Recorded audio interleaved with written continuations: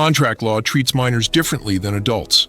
While you might think a legal contract is binding no matter who signs it, the reality is quite different when one party is underage.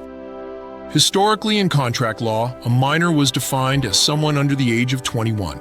Today, most states in the United States have revised their statutes to identify minors as those under 18. The terms minor and infant are often used interchangeably in legal contexts.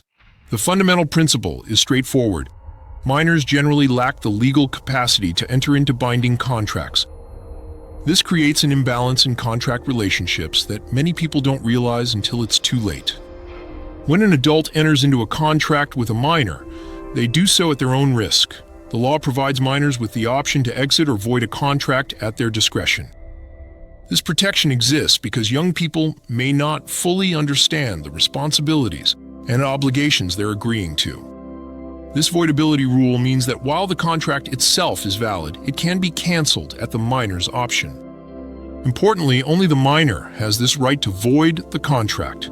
The adult party cannot use the minor's age as grounds to escape the agreement. Once a minor reaches the age of majority, they have a choice to make. They can either ratify the contract, making it fully binding, or disaffirm it within a reasonable time. Ratification can happen explicitly through written or verbal confirmation, or implicitly by continuing to accept the benefits of the contract. If a former minor fails to disaffirm within a reasonable period after reaching adulthood, courts may consider the contract ratified by default.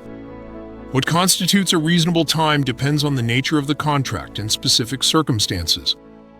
There are several important exceptions to the general rule that minors can void contracts. Contracts for necessities, goods and services essential to health and safety cannot be voided at will. These include food, clothing, shelter, and sometimes transportation.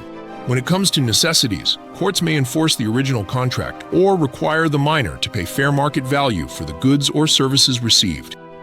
For example, if a minor pays $150 for a hotel room during a storm, but the fair market value is $100, a court might adjust the contract to the lower amount. Entertainment and sports contracts represent another exception. In many jurisdictions, these agreements cannot be voided at will by minors, especially if they've been approved by a court. Military contracts, tax obligations, and certain banking regulations also fall outside the general voidability rule.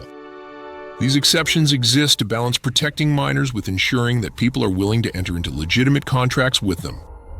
When a minor does disaffirm a contract, they typically must return any benefits or property received.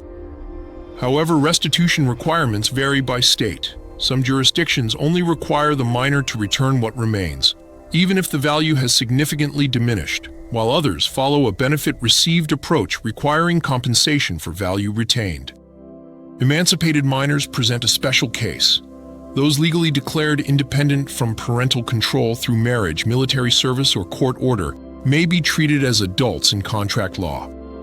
An emancipated minor might have the capacity to enter binding contracts, especially for necessities or business purposes. Some states have enacted specific statutes, creating additional exceptions. Contracts for student loans, medical care, or insurance may be upheld, depending on statutory provisions.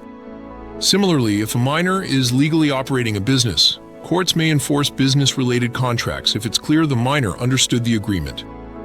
The age of majority is 18 in most states today, but it's crucial to verify the applicable age in your jurisdiction, as it can vary for different legal purposes. Some states or contexts may set the threshold at 19 or 21 for specific situations. Understanding these nuances in contract law can help both minors and adults navigate contractual relationships more effectively. The law aims to protect young people while still allowing them to participate in necessary commercial activities.